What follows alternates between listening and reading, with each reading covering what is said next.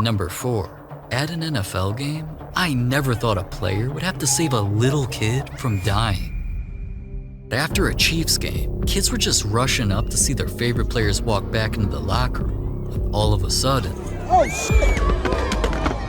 the kid fell head first, and many thought that his neck could be broken, or even worse.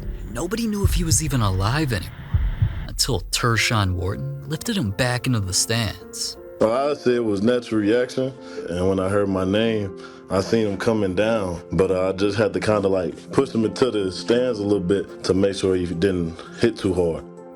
Kids, you gotta be careful, because at least that time he was lucky to get his life saved.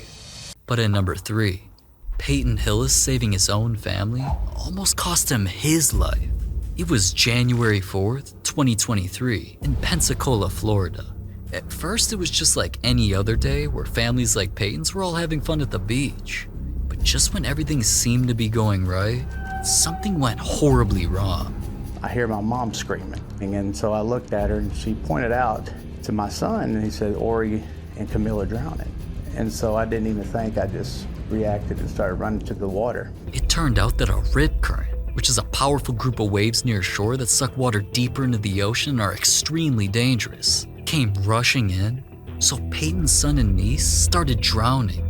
I think the scariest point to me was when I'm swimming to my son and I have to pass by him because my niece is in more danger. You're seeing his eyes roll back in the back of his head and you're just thinking, Lord, please. I really don't care about my life, but if we can get him out of here, then that's the only thing I'm gonna care about. Now, even though Peyton thankfully got his niece and son back to shore, things quickly got much worse. And I just passed out. 911 was called and paramedics rushed to the scene.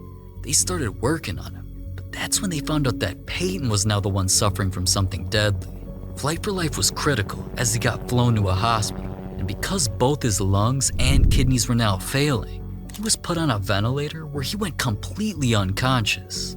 Not 1, not 2, but 10 days went by where he was being worked on by doctors, until miraculously, Peyton not only woke up, he survived after saving his family's lives. 100% a miracle that somebody didn't die. And, it's just amazing we weren't burying somebody.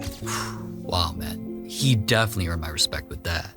But alright, before we get to the number 1 craziest time that an NFL player saved someone's life, let's lighten the mood a little bit with number 2, because once he got a crazy touchdown in a game, all his training paid off, because he almost died and had to save his own life.